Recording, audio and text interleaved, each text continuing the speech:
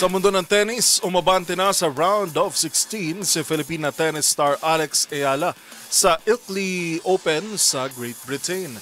Yan ay matapos talunin ni Ayala ang Australian na kalaban para makuha ang kanyang unang panalo sa grass court ngayong season. Ang naging laro sa report ni Matchpoint, Millie Borja.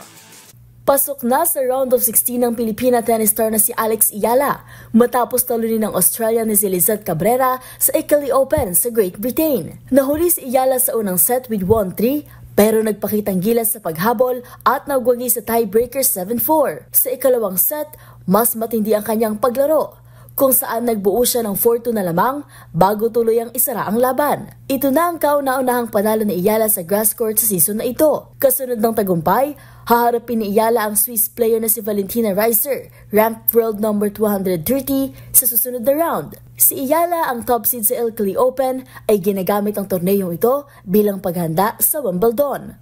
At yan ang mga latest updates sa mundo ng sports. Para sa MBC TV Network News, ito si Millie Borja ng DZRH TV, una sa Pilipinas, una sa Pilipino.